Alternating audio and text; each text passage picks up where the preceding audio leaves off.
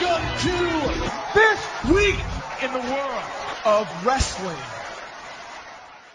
Welcome to TWitWoW, the best wrestling podcast made for wrestling fans, by wrestling fans, on the web today. I'm John, that's my cohort and commentary, Ashton, and this is our first ever Ring of Honor review. And I gotta say, for an inaugural episode, this is not a bad way to start, not a bad way at all.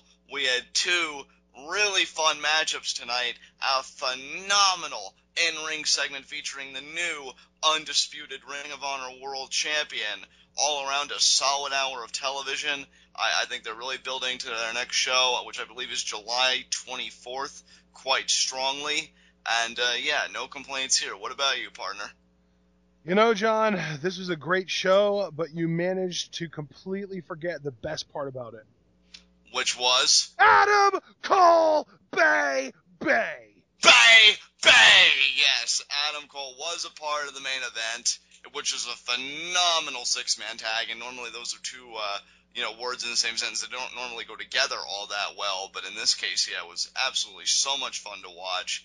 And yeah, man, I feel like ROH killed it here for our first review. So anything else you want to say before we get into our first segment? It's one of those things where it's kind of strange because I've personally been I don't necessarily catch it every week, but I've been watching ROH television for years now because I actually have a channel that is in the Sinclair Broadcasting Network on my cable package. I didn't even need to order anything special to get it. It just comes with it. And I'm able to watch ROH every Saturday as long as I remember to turn it on. And now that we are actually reviewing it, I think that it's going to definitely be up there as far as the 1 hour of enjoyment that everyone gets per week in wrestling. There is definitely something happening in wrestling right now. You know, you've got so many events coming out of the woodwork. I mean, Ash, you and I have already talked about how August is going to be such an explosive month for TWitWoW in terms of content. Yeah. And then you have all these hour blocks of wrestling. You know, our good friend Gordon even said to us in one conversation, it seems like the hour programs of wrestling are where it's really at right now. It's like that sweet spot because you get great matches. Again, in the case of Ring of Honor, you get great in-ring segments. We talk to death about how revolutionary Lucha Underground is every chance we get. And yet the worst product, or one of the worst products, I should say, would be the 3-hour Raw program, which, you know, if you're selling pro wrestling to pro wrestling fans, you make it seem like the end-all, be-all, the flagship show.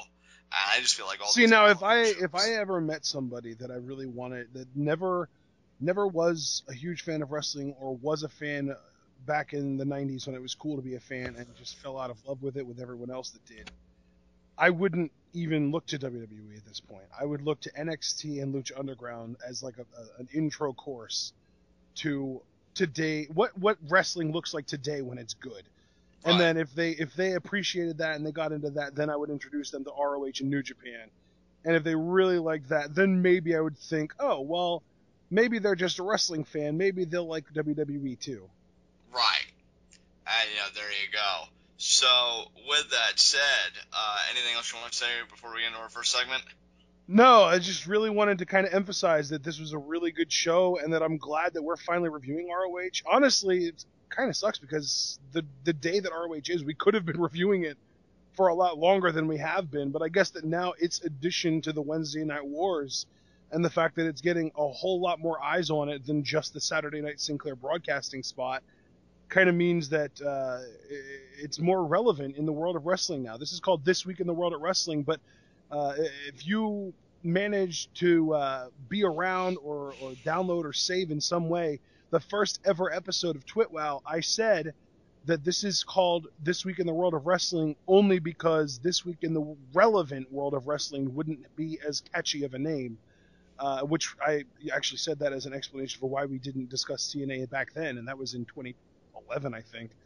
And now TNA is going out of business, basically. So, as far as ROH goes, we didn't really talk about it back then because it wasn't really that big. It was, I mean, it had some good stars, and obviously at that point, was right around the time that I think that was when it was either Tyler Black or David Richards was the champion. But it was, and I mean, I guess to a degree it still kind of is today, but back then it was really just a bunch of spot fest matches with a bunch of no selling and no psychology. Whereas now, you still get spot fests and you still get a lot of no selling, but they're actually going out of their way to tell a story. There are some talking segments. It actually feels more like a complete wrestling television show rather than just, here are these matches, watch these guys, they are real athletes. Perfectly said. I couldn't have articulated that any better. So with that said, let's get right into our first segment for our first ROH review, Heat of the Night. And again, they set a fabulous precedent going forward because I have 0 Heats of the Night tonight. I thoroughly enjoyed this hour of ROH this week. No, it's funny. I was thinking about having like a kind of like a cheeky Heat of the Night and just being like, they made Adam Cole look too weak tonight, and I don't like that, but I love the story that they're telling with him, so I couldn't even bring myself to do that. Not even in like a cheeky, sarcastic, almost ironic way. Right.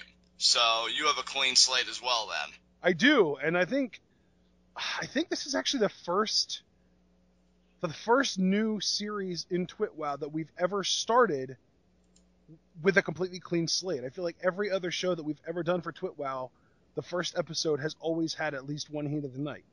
Right. So, not bad. Not a bad precedent to set going forward.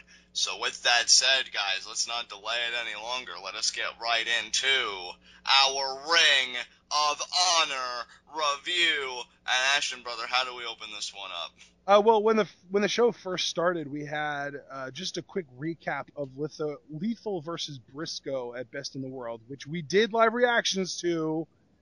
So if you want to check those out, they are on my channel, on the same channel that this video is on.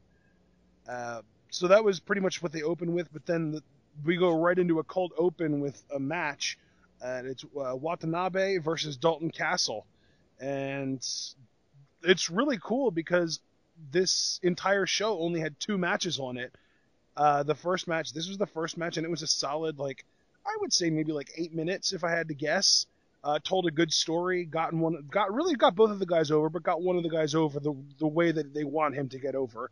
And then we had a longer talking segment, and then our main event was like a 20-minute match. It was amazing.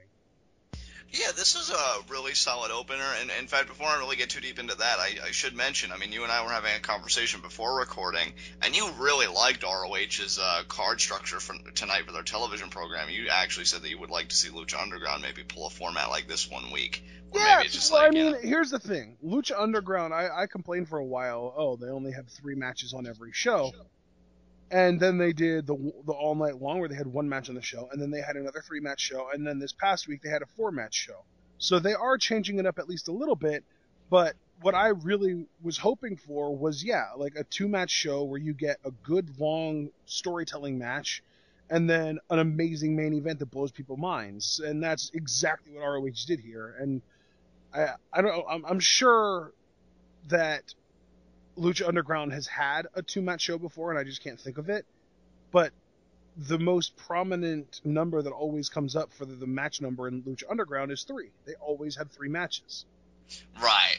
And that's the crazy thing is Lucha Underground is so freaking good that I've actually sunk in low enough to start picking on them for the fact that they have the same number of matches on every show. Yeah. You know what, though? I do love promotions, and again, it's nothing against Lucha Underground like you. It's really just making a conscious effort to find nitpicks. But I do love promotions that play around with the television structure. That's what I loved reading about with the old school ECW, because Paul Heyman would say, well, in a given time slot, one week we could have a tag match, but in that same time slot the next week we could have a music video or an in-ring promo or whatever. Always keeping people on their toes. If they get your booking down to a science where it's like, oh, around this time, I could go to the concession stand because so-and-so is going to be on the program and I don't like so-and-so. That doesn't really engage people. But then if you, kind of swerve them and say, no, we got like a mid-card championship match in this time slot or something, that makes them want to stay. So I really do appreciate promotions that play around with the television structure week to week. And it's great that Ring of Honor did it here because this is a solid opener. Really can't complain about it. Dalton Castle is a delight. If you're a fan of characters in wrestling and you go for the flamboyant personalities and the larger than life kind of people, Dalton Castle, I think, is the performer for you in ROH. I just love the presence, the confidence that this character exudes. I mean, the entrance,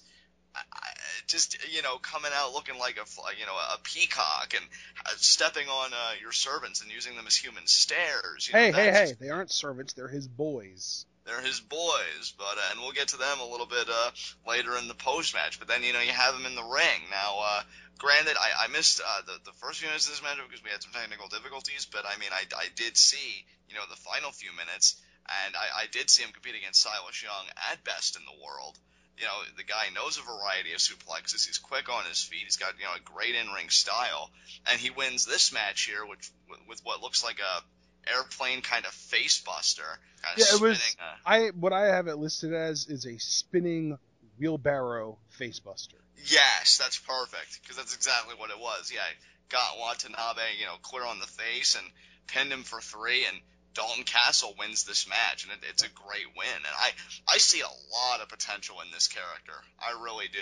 And you know what's really funny about that, John? What's that? And this kind of touches on sort of the cultural differences and just kind of the shift in the mentality of ROH over the last few years. I feel like Ring of Honor 2012, if Dalton Castle, as he is now, would have shown up in Ring of Honor in 2012, he would have gotten booed out of the building and probably gotten freaking drinks thrown at him in the ring. People hated him. Right. Because he's flamboyant, because he stands for sports entertainment. And back then, Ring of Honor fans were very snooty about their wrestling. Right. So I just think it says a lot that Dalton Castle is one of the most over faces in the company right now, given that he is such a gimmick, given that he is such a character. And yeah, he's very proficient in the ring, but he doesn't have like an MMA style or like a Japanese strong style. He's not your typical ROH guy. Yeah, and you know what? That's what kind of makes... I mean, maybe not in this day and age, but you were just talking about cultural shifts. I think that's what does make Dalton Castle, to a degree, kind of an anomaly. Because like you said, he's so gimmicky, and he's so flamboyant, he has such a character. Like, he's just a medley of, like, a young Shawn Michaels, maybe a little bit of Ravishing Rick Rude, just put all these people together. Gorgeous George, and you put him in the ring, and you'd think people would loathe that, because, wrestling, I don't want to say stigma, because I think that carries too much of a negative connotation, but it has this perception of, pretty boys can't do it, it's, hit him in the mouth, that kind of thing, which is why I think in a different time, Silas Young would have been the incredibly over babyface, because, he calls himself the last real man in professional wrestling. And I find it so funny that you call it a cultural shift, because that really kind of places Silas's role in this thing as the remnant of a dying culture, when he was considered the hero, because he would punch a guy in the mouth, no problem, and then go out for drinks and then do it over and over again, town after town, night after night. But you have this Dalton Castle that's just swooped in and has taken everybody's hearts and, everybody's fandom, and I think it's just the coolest thing ever. If the television title wasn't in such an interesting place right now, which we'll get to that in a later segment. You know what, though, dude? I think that I still want Dalton Castle to be the next television champion. Yeah, I mean, he's got the goods to do it. Absolutely, without question. I cannot wait to see how far he goes. But in the immediate present here, after he beats Watanabe with that spinning wheelbarrow facebuster, he grabs a mic and he cuts a promo on Silas Young, Ashton. Yeah, and that's another thing I wanted to talk about, too, is even though ROH has sort of this stigma of, all they care about is the matches. All they care about is the in-ring. That kind of stuff. We actually had more promos tonight than we had matches. We had a promo from Dalton Castle. We had an entire in-ring segment that involved talking from Nigel McGuinness, Jay Lethal, Truth Martini, and Roderick Strong briefly. We had an Adam Page promo that was a pre-tape, and we had a Maria Kanellis promo. So we had, if you count the whole in-ring thing as one big promo, we still had 4 promos tonight. Right. I mean, if you count the in-ring thing as each individual person cutting individual promos, then we're at like 7. But still, like, we only had 2 matches. We had that many promos. I really appreciate the ROH writers, bookers, whatever you want to call them, for going that extra effort to get their characters to try to connect to the audience rather than just in-ring work. Right, yeah, I completely agree with you, dude. I love that they're not solely about the wrestling anymore, that they're actually developing a backbone for me to care about the wrestling even more, so that its value just isn't purely, on its face, and that there's something more to it. So really nicely done. And like you said, yeah, we did get a promo here from Dalton Castle. All he really says is, I've been looking around here, and it seems like there are a lot of boys around here. And I guess that makes me the only real man here. And of course, Silas Young comes out and he's all angry. But then we cut to commercial and nothing ever really comes of it. Yeah, I love that these guys are actually having a legitimate program and their match wasn't a one-off. Because I enjoyed their match, but I think they're actually capable of more. Because I'm a fan of both guys. And I love that Dalton Castle kind of turns Silas Young's gimmick around on him, and he says, oh, I guess that makes me the last real man now. It's simple, but it's so effective, and I think so many, wrestling commentators, regardless of the medium, have said that in the past, that not every storyline needs to be this convoluted, complex web of things. I mean, Dalton Castle pretty much just slaps Silas Young in the face with the proverbial glove, and it works. Because now I want to see the rematch. I want to see if Silas Young can get his win back. So it makes for good TV, and it's really simple to produce. Nicely done by both guys. And what I love is that Dalton Castle starts cutting his promo, and then his boys lay on each other and create like a stool that he then sits on. The gimmick is so good. And, it really says something, because you know how the old adage goes. There's nothing new under the sun. So I really commend Dalton Castle in 2015. When you figure, when wrestling fans, I mean, you know me, I've got 10 plus years. You've got about the same amount. Some people have been watching this 20, 30 years, their entire lives even. And you can still see things like Dalton Castle and go, wow, that's really something. Because just it's the little things, the little nuances. Like, again, his boys doing the things that they do, fanning him at just multiple intervals throughout his matches. Or I love that. Like, he gets kicked in the corner and he lays across the bottom rope and the boys come over and fan him off. I love that. Well, that's just working your environment. I love that wrestling has evolved where kind of the showmanship and everything isn't contained solely within the quote-unquote squared circle. Or even necessarily just the promos either. Exactly. There's a whole environment to be utilized. And I'm not saying Dalton Castle is the first one to get it, because obviously there have been others before him. But damn, does he do it exceptionally well. So, good on him. Absolutely. All right. Up next, though, was our big in-ring promo segment for the night. Nigel McGuinness is in the ring. He asks for Jay Lethal to come out. The old House of Truth music hits, and they come out. Steve Corino goes out of his way to point out the fact that the World Television title is now back to being the World Television title. Lethal had modified it so that it was more like a world title, and now it's back to being a normal television title, the way it looked before Lethal changed it. Nigel shakes Lethal's hand and tells him that he brought him out here to have a few words for his fans, and the crowd starts chanting, "You deserve it." Truth Martini, rather than Jay Lethal, immediately gets on the mic and says that while he does deserve it, these are not his people, referring to the fans. We are his people, referring to the House of Truth. And then he just kind of builds up Lethal, talking about how great he is and how real of a champion he is and that kind of stuff. And then Nigel kind of cuts Truth off, and he says, I want to hear what the champ has to say. And Lethal gets on the mic, and he says that he is the best in the world. And he proved it, because he's been saying that in order to be the best in the world, you have to be the champion of the best promotion in the world, and that's Ring of Honor. But then he's like, oh, but guess what? The reason Ring of Honor is the best promotion in the world is because I am its undisputed world champion. So he basically put over the company while simultaneously making it seem like the company wouldn't be as good as it is without him. at the risk of committing hyperbole, which, hell, wouldn't be the first time, this promo to me was absolutely perfect. From all sides. Like, I love how, because there are so many heel tropes, primarily in WWE, that I see that I don't necessarily want to say annoys me, because I feel like that's too strong of a negative connotation to attach to it.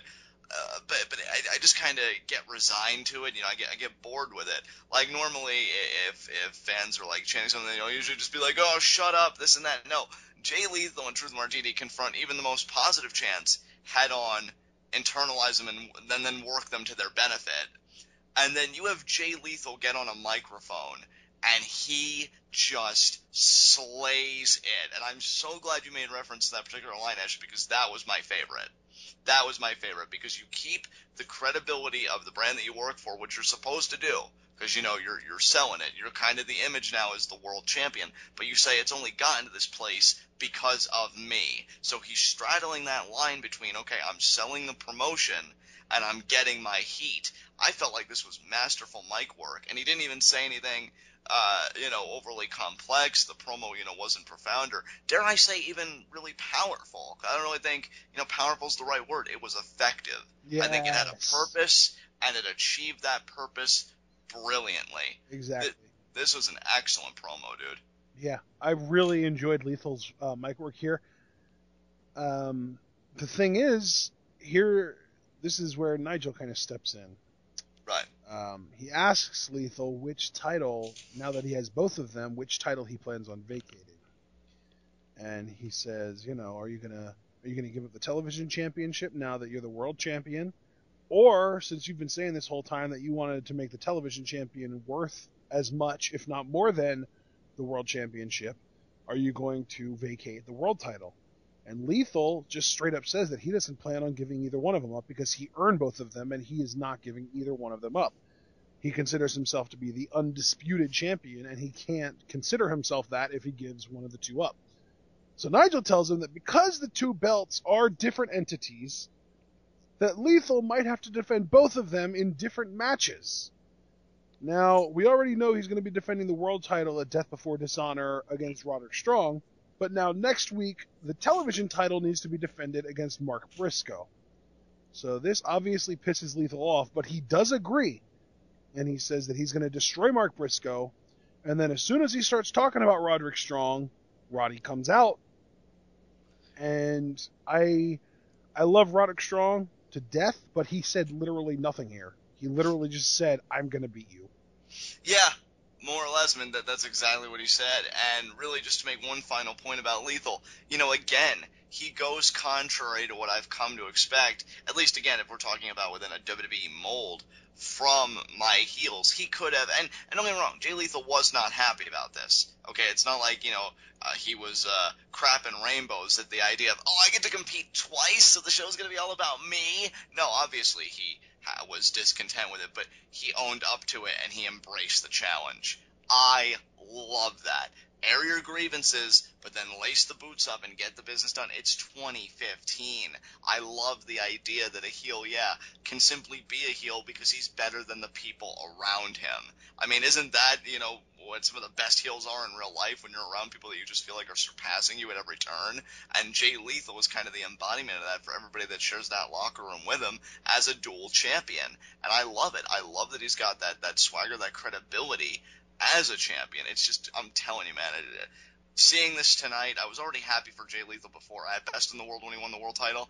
Now, not only am I happy, it just really validates that they made the best possible choice putting the strap on Lethal, because I think he's going to have one hell of a title reign. Can't say much about Roderick Strong, to your point, because he really didn't say anything, but I think Roderick Strong versus Jay Lethal at the next ROH special is going to absolutely kill it. It's going to be great. Yep. Absolutely. I mean, that match itself is going to be incredible. I think that this segment in and of itself was kind of, I don't know if I want to say proof or just proof positive, or a great shining example of why Roderick Strong's best work isn't necessarily on the mic, it's in between the ropes. Right.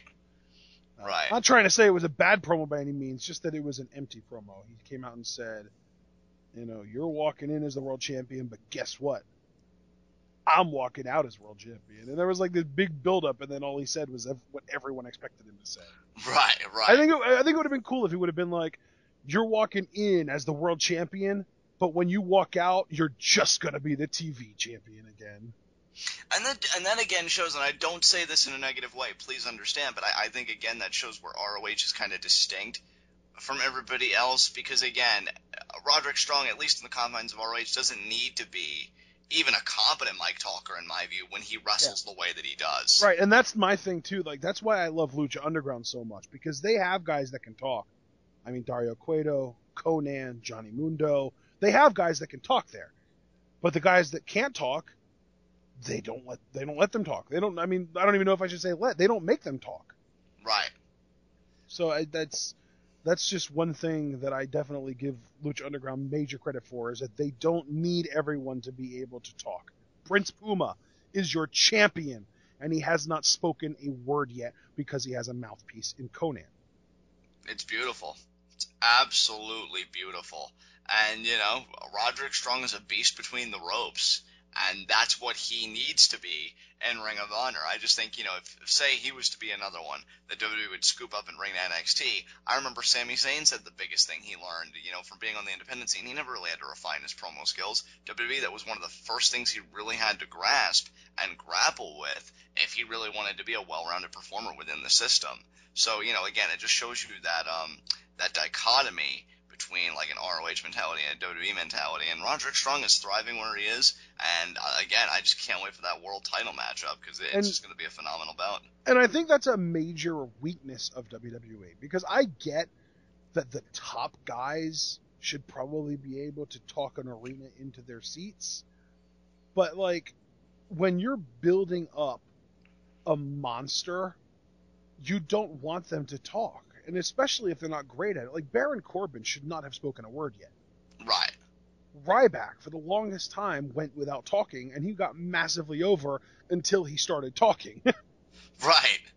That's just like two examples that come to mind that are just really recent, that the WWE just forces people to talking when they aren't the best at it. And that's just, I don't think WWE has really mastered the art of preserving mystique. I was going to say maximizing what's good and minimizing what's bad. And that's another way of saying it. I think that's absolutely true. Whereas I feel like, the Lucha Underground and certainly here the Ring of Honors, because they know.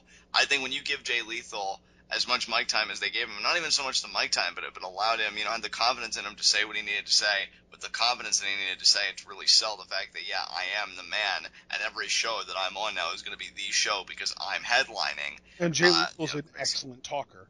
He is. And then really you get is. Roddy Strong out there. He says 2 lines, and we go home. And that's all that he needed to say.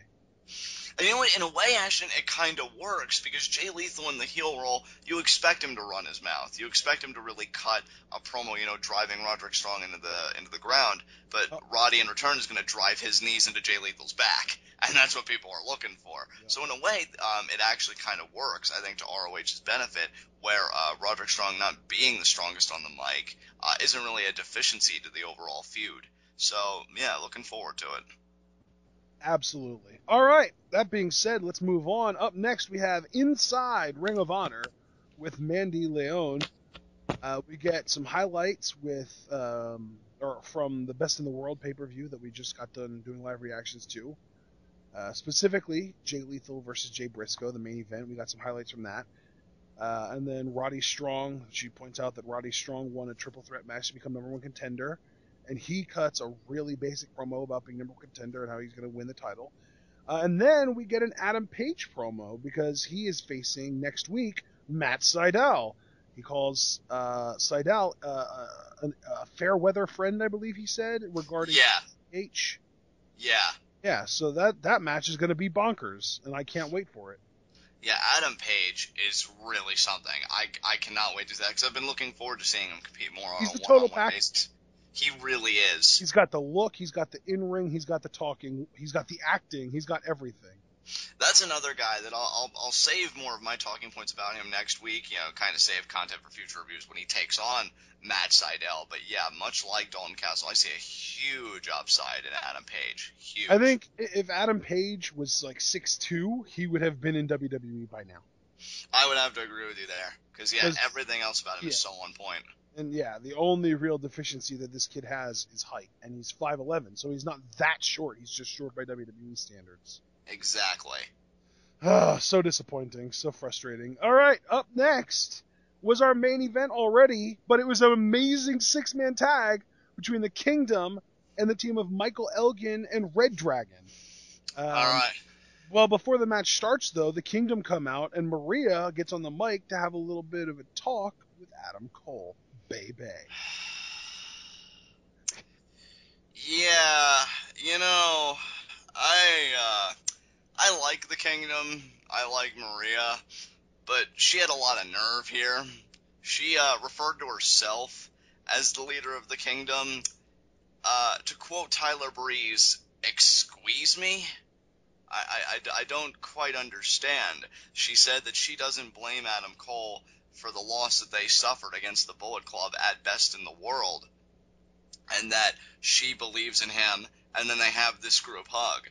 Well, your faith is certainly placed in the right person without question, but I wasn't really 100% in love with your tone. In fact, I did the math. I came out to be maybe, 22.5% in love with your tone. So, yeah, could use some work. Well then, that being said, I agree with you completely. There you go. Because Adam Cole. Well, Baby! That's the only reason you need Adam Cole. Exactly. And Adam Cole. And Adam Cole. Yeah. And Adam Cole again. And speaking of Adam Cole, this match featured Adam Cole. Yes, Adam Cole, who is Adam Cole's first and second favorite wrestler. And certainly great taste all around. Well, who's first? Probably Adam Cole again, but he just wanted to be modest. He's working on it. I don't know why he should. I mean, not for any of these egg suckers, but, he's working on it. Did you seriously just say egg suckers? Damn right I did. What does that even mean? Look it up. Urban Dictionary's a thing. Anyway, I enjoyed this, man. I thought this was a really fun 6-man tag. Again, I said at the start of the show, that's not really a sentence you hear often when you're unless it involves the Shield. Exactly. Yeah, I mean, by WWE standards, the Shield were the ones that made 6-man tags a fun. You know what, though, John? I'm going to challenge you on that because trios in Lucha Underground are a thing. Well, that's why I qualified WWE, because Lucha Underground, their trios division is killing it. I love the trios division. Are you kidding me? But yeah, when we're going by WWE, where Teddy Long pretty much made the match famous, 6-man tag, playa! They were really lackluster, but then you see a match like this, or, if you are a Lucha Underground fan, which, we are diehard Lucha Underground fans, you know that they have a trios division, you're like, you know what, 6-man tag team matches, that can be a fun match type. Yeah. As long as it's not abused. And see, that's what I think the real problem with WWE is. It's not even the fact that they don't have the talent, because again, they have the Shield, and I'm sure you get a right combination of guys. It's that the main event of every other Raw is a 6-man tag between 3 top baby faces and 3 top heels. Exactly. It's a match type that's so abused within the system. It's bad. Yeah, it really, really is. Whereas but this match was freaking exceptional, and Michael Elgin and Adam Cole, or I guess more specifically Michael Elgin, kind of didn't really have any kind of issues with the Kingdom. This was just, hey guys, we need a main event, so go out there and tear the house down. And they did. Yeah, I mean, Elgin worked babyface here from where I was sitting. Oh yeah, for sure. He did a really good job of it too. I actually quite enjoyed his work here. My favorite spot early on, he actually got Michael Bennett up for the delayed vertical suplex.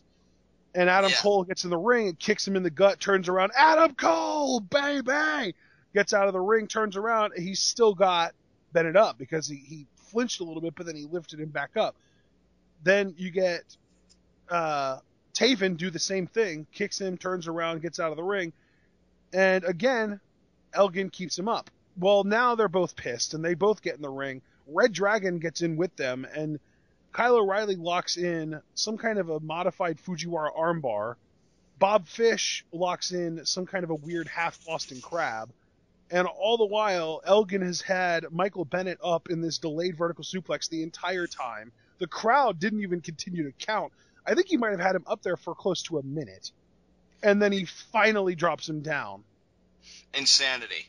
Absolute insanity. I mean, the chemistry between all 6 performers, the energy, the teamwork, maneuvers, the double teams and triple teams, just all crazy. But 2 smaller things I want to make note of, if I may, that I really appreciate about this match, and it wasn't even in ring, it was commentary. Oh, yes. For one thing, I love that they promoted G1 Climax. Because, sell the show, right? Say, Michael Well, Elgin. I mean, they have a very good working relationship with New Japan. They have the whole talent exchange thing. New Japan uses ROH talent. ROH uses New Japan talent. And from what I understand, Elgin is actually the only ROH guy in the G1 Climax. Right. So he is the only real representative for the company in that tournament.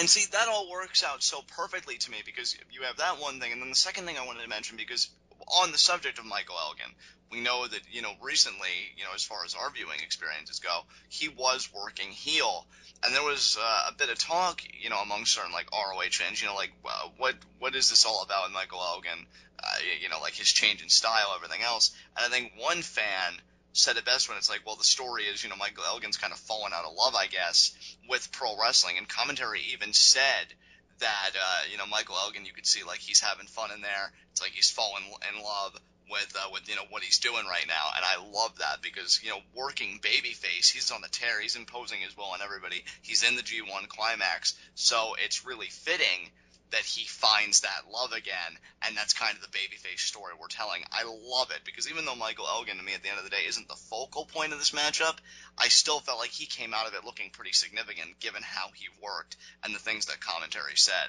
So I really just wanted to make note of that, because that I thought was awesome, because now I feel like I can be invested in Michael Elgin again, because not that his heel work was atrocious, but as a heel, Michael Elgin just seemed like he was kind of there. He just seemed like you really couldn't discern him from anybody else on the roster. Well, it's funny because it almost seems like he was playing his character too well, because his character was to play a guy who was disillusioned with wrestling, and it seemed like he just went a step too far and did it so well that people actually thought he was disillusioned with wrestling. Right. And now we see he's the only ROH representative in the G1 Climax. I think you told me, Ashton, in one conversation one time, that he's always wanted to be in that tournament. I think you said it was some guy, and I thought it was Michael Elgin. I don't know about that, but I know that he has always wanted to be in New Japan specifically. New Japan. That's one of his big dreams, and for the longest time, ROH was trying to get him over there, and New Japan just didn't want him. Right. So now it's like they're finally giving him a shot in crazy high stakes environment where he's going to wrestle 9 matches against 9 of New Japan's top guys.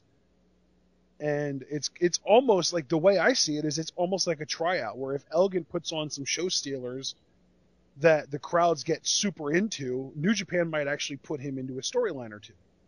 Which, would be great for him. I mean, look, outside the characters, we know that these are real people with real livelihoods to lead, and to know that this is his dream, I just think that's the coolest shit ever. And I think from a kayfabe point, it ties into the story so well. Even if they don't want to acknowledge it, that far, which I completely understand. You and I know it, which I think, for us personally, makes the story go a bit farther. He's got 9 bullets in the chamber, 9 matches to go and impress. I hope he does. I hope he's able to put on at least, 5 or 6 compelling matches by the standards of New Japan. So we'll see what he can do. But yeah, I really wanted to make note of that because I just love that. The Kingdom, when they're in sync and they're just working all 3 as a unit, their teamwork maneuvering, their triple team maneuvers can be so fun. So fun. Love the Kingdom. There was one point where they did a spike pile driver, I think it was to Elgin, and that just looked brutal. Yeah. Adam Cole's comebacks when it's just him against the world, you gotta love it. I have so much fun with it every time. Can we just sort of take a minute to establish that both members of the Kingdom, and when I say the Kingdom this time, I specifically mean the IWGP champions, Taven and Bennett, both of those guys did over-the-top rope suicidas. Right. Bennett doing that specifically shocked the hell out of me. Bennett, man, and when he did it, that's the crazy thing too. When he did it, Maria runs over to commentary and says, "Who says Bennett couldn't fly?" And then Steve Corino comments "Oh, we know he only flies first class." I love it, man. Steve Corino's so good. He is, yeah, awesome. He is, man. It's actually, what makes me happy? What's that? the fact that when I am getting ready to say, oh yeah, Steve Corino is the best commentator in wrestling, I really have to hesitate because of how freaking good Corey Graves, Matt Stryker, and Vampiro have all been this entire year. Yeah, absolutely. And trust me, as a guy, who like my fondest memories of wrestling were from commentary. I'm a Jim Ross guy, always have been, always will be. It's great to be a part of an era where you have great commentary from multiple places, not just, one concentrated source. It's so refreshing.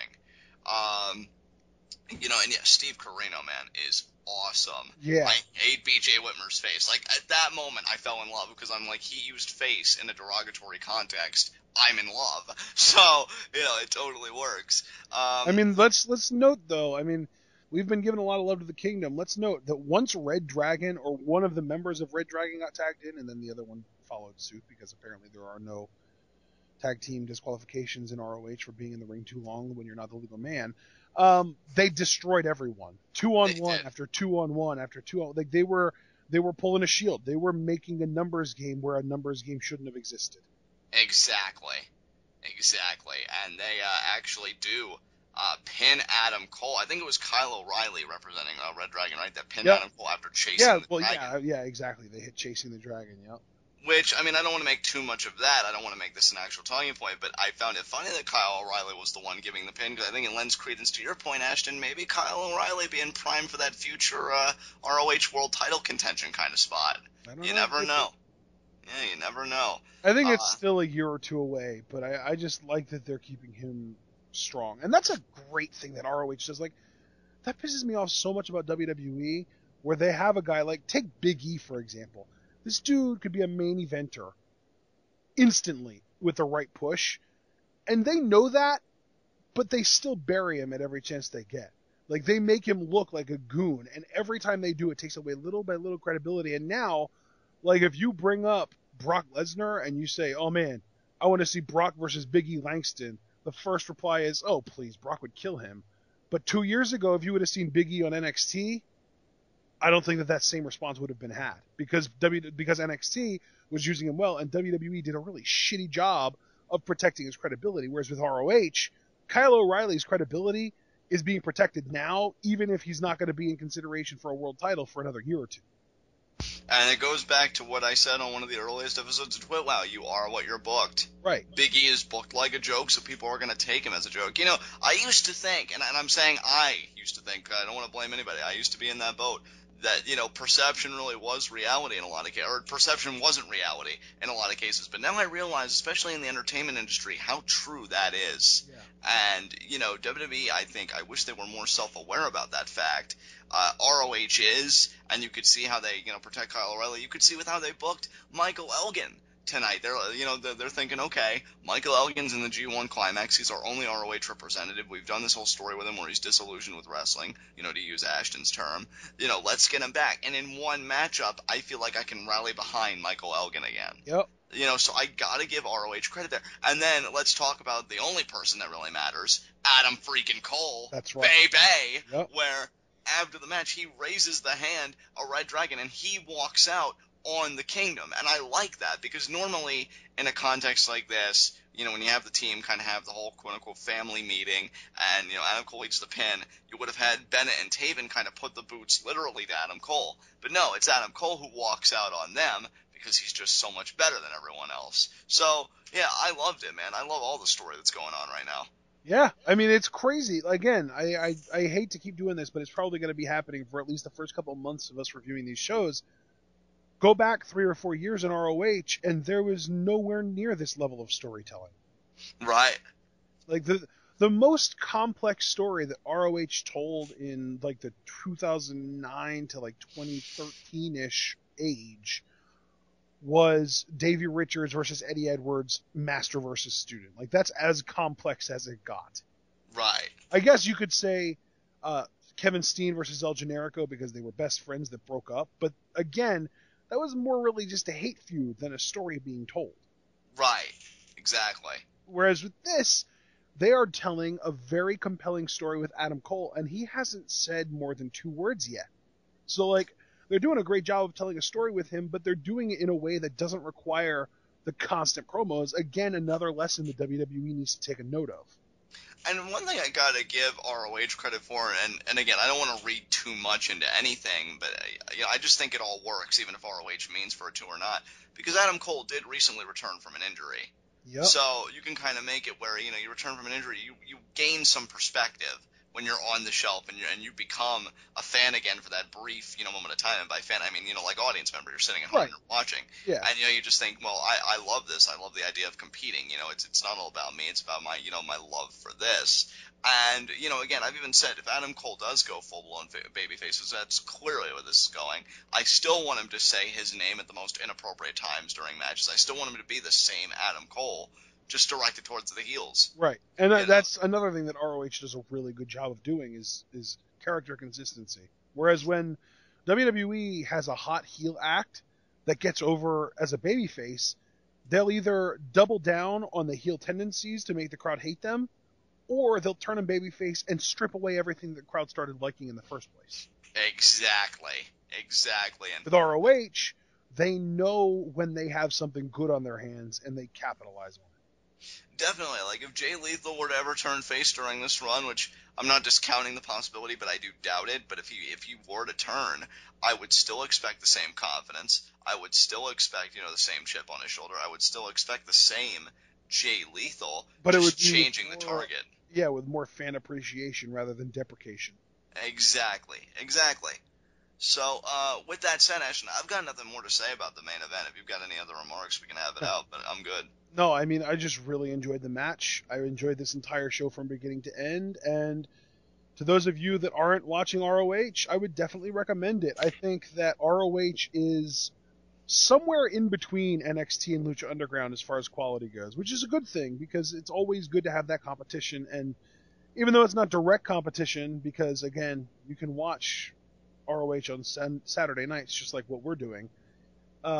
It's still on at 8 o'clock Wednesday nights, along with NXT and Lucha Underground, and those are 3 different shows at the same time on the same night, and they're the top 3 shows in the world right now as far as television goes in wrestling. Right. Absolutely. I'm telling you, there's a shift going on, Yep. and I love it. I love that you and I are in the thick of it, that we experience it, that we, talk about it here on TWitWoW. I mean, let me put it this way, John. If I only had 3 hours of wrestling available to watch each week, and I got to pick what shows to watch, what hours to watch, I wouldn't watch a minute of Raw or SmackDown. My 3 hours would be dedicated to NXT, ROH, and Lucha Underground. Exactly. Yeah, really the best thing going, and they're just all competing for supremacy on that one, Wednesday night, so that's ridiculous. And you know what's wonderful to me is just how different they are. Because NXT really does feel like WWE done right. It's the WWE storytelling, the promos, the match style, everything WWE, it's just written in a way that makes so much more sense. Right. And Absolutely. obviously gives a whole hell of a lot more respect to women, but that's a different commentary entirely. ROH is very wrestling based. It tells relatively rudimentary stories, but it also tells very good, well thought out stories that also, again, make sense. Lucha Underground is batshit crazy, but it's amazing because of it, because of I've said it before, because of the mythos, because of the supernatural elements, because of the amazing cinematography, and all 3 promotions not only have different things about them that make them great, they all have very different match styles too. Because NXT has kind of a weird, like, American indie mixed with WWE slowed down Southern style. ROH is kind of a weird hybrid between American indie and Japanese strong style. And then Lucha Underground is kind of a weird hybrid between American indie and Mexican lucha libre. All 3 very different styles. Obviously, all 3 are kind of getting a little bit of that, like, American indie sort of spot fest going on in them, but they all have very different elements to them that make them very unique from each other. It's just such a great time to be a wrestling fan It to me. It is, dude. I feel like we're working with, like, Earth, Wind, and Fire here. I know, and really, my question is, like, what other promotions are going to step up? Because I'm telling you, we're a part of something special here. Yeah, I like NXT. I'm telling you, NXT is the Earth because it's consistent. It's always going to be a good show. It's WWE done right. And then you've got ROH, which is win because it's fast-paced action and it's simple, but it's in your face. And Lucha Underground, it's on fire, baby. Yeah, I was gonna say, like, it's fire because it's burning everything else to the ground to build something new in its place. Exactly. It's absolutely it's burning down the industry standards. That's exactly what it's doing. But you know what? Not to get the conversation on Lucha Underground, but keep it on, wrestling in general, at least the wrestling that you and I are consuming, as I know many others are. It's just such a great time. Like, I feel like we were in an age, not too long ago, and I think we're still coming out of it, where fans, I think, were becoming really disenchanted with WWE. I don't want to say pro wrestling, because I notice a lot of people make that mistake. They say pro wrestling when they mean purely WWE. Yeah. But, becoming disenchanted with WWE. And yet you go to Ring of Honor, Lucha Underground, NXT. Hell, even though I know it's a bit different for us because it's on a delay and everything, PWG. Oh. So many great promotions. And again, you've got, and for all those same promotions, next month in August, it's going to be insanity because you have, on and then you toss in New Japan. Exactly. Then you toss in New Japan. That's right. G1 Climax again. Bola for PWG. Ultima Lucha. Good God. Oh my God. John, we have to stop talking or we're going to explode our minds. But I'm just saying, ROH is just another addition, a fine addition that I can't wait, to make this, a weekly thing. Again, it established one hell of a precedent tonight. Can I go ahead and say it? Sure. Welcome to From Here On Out, ladies and gentlemen. Absolutely, guys. Absolutely. I mean, this, I don't want to be all hyperbolic and poetic and say, oh, we're in a new age, but damn, does it feel good what we're a part of right now. Exactly. All right, guys. We can close it on that note, brother. Although, actually, we still have a segment left. Yeah, I was going to say, our final segment, high spots and low shots. You know what? I'm going to say that my low shot is Silas Young. He got called out by a guy, whose entrance is pretty much a peacock, and he uses his boys, human beings, as steps and as a chair to sit when he's cutting promos or replacing a delay. And, that's everything that Silas Young is against. And yet that same guy, threw down the gauntlet to you, and you weren't able to do anything. So Silas Young, I think, had a horrible night just from a pride standpoint, because pride's the only thing that man's got. So... Yeah, that's a good point. I dig it. And he didn't even have to do anything other than just look angry. Exactly. So who is your low shot? My low shot is Michael Bennett and Matt Taven, the Kingdom. Those two guys are my low shot. Yeah, perfectly understandable. They did lose the match tonight, and they may have lost Adam Cole to the good side, so that remains to be seen. That right there, though, the fact that Adam Cole betrayed them, well, didn't betray them, but walked out on them tonight. Personally, I would like to think of it as Michael Bennett and Matt Taven failing Adam Cole. Oh, no, absolutely. That's why they're my low shots. Exactly, because where were you to break up the pin? I love that the standard for ROH reviews is probably just going to be us absurdly defending Adam Cole, even when we know he's clearly in the wrong. At least I know Absurd? I will. Absurd? Okay, excuse me. Absurd is what Taven and Bennett did tonight. I know. You should have just broken up the pin. What the hell's wrong with you? Exactly. God. Yeah. I mean, hey, Adam Cole and Michael Bennett broke up the pin when Matt Taven was getting pinned by Elgin. And may I just say that Adam Cole was there to break up the pin first. That they give absolutely. credit to Mike Bennett, but, it was really totally all Adam Cole. I mean, it's all about the foot speed. I love this guy, guys, because he's just going to come along for the ride with me every time we're talking about Adam Cole, and I love it. I'm driving, okay? Hey, we both have aspirations to wake up one morning as Adam Cole. One of us will get there. But, for my high spot, in all sincerity, because I'd love to give it to Adam Cole, but I'm not going to, Jay Lethal. Really? I thought you were going to give it to Elgin, honestly. No, dude, Elgin had a phenomenal night, without question.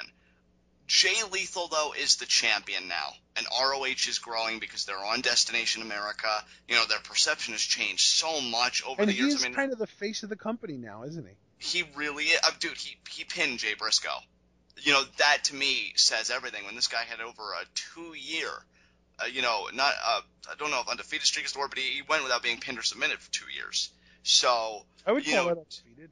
Yeah, I mean, more or less, right? So Jay Lethal is the one that kind of stabs that in the heart and puts an end to that.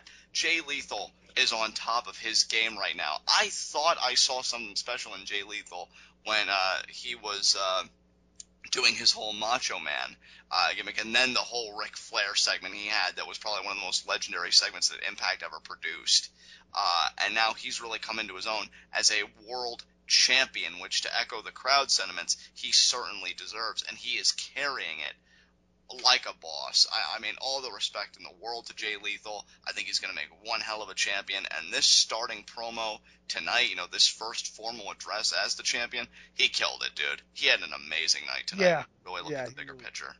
Yep. So who's your high spot? My high spot's Adam Cole. Of course, you just have to take all of his love and attention. So, are you going to ask why? Well, do I need to? Adam Cole breeds, and he's everybody's high spot, as he should be. I mean, is that really that off base? See, here's my thing. At the surface, Adam Cole is my high spot now because he's Adam Cole.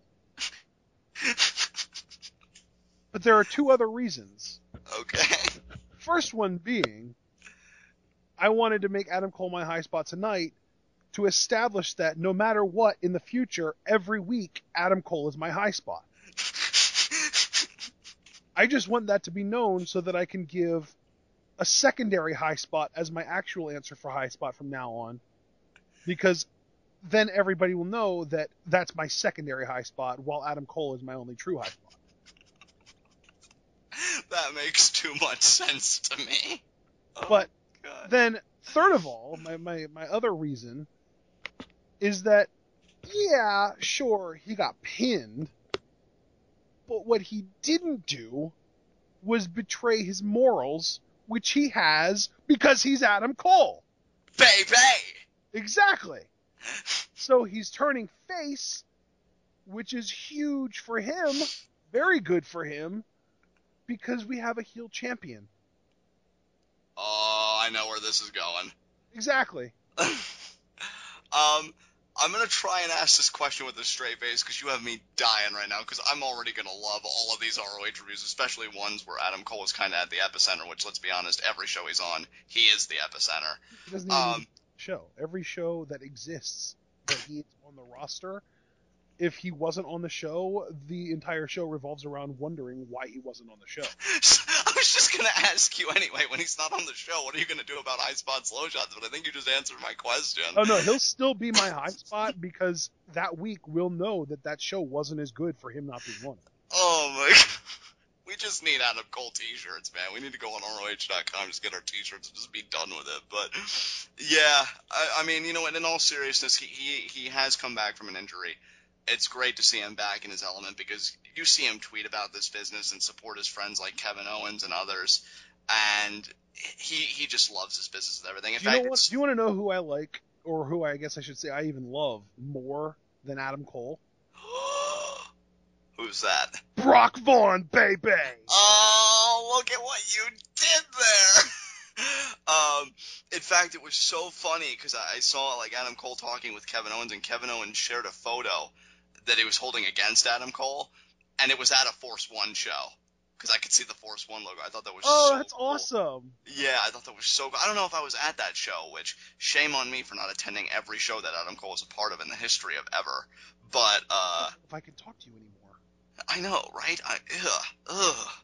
But it's just so great to see him doing what he loves. And Ashton, I can't even believe I didn't even connect those dots. So thank goodness you're here. See, he's so good for me, guys, because Jay Lethal versus Adam Cole is a distinct possibility now, and the matches those two could have.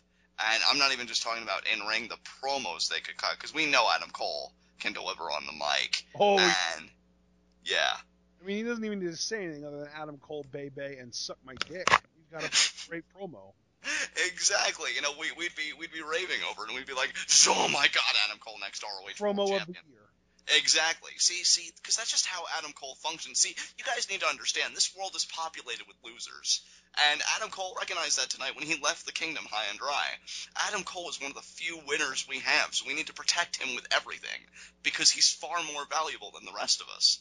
Just telling it like it is. You know what match I want to see? What's that? Adam Cole, well, first of all, Adam Cole versus a clone of himself. Yes. But my original thought was Adam Cole versus Johnny Mundo. Oh my god.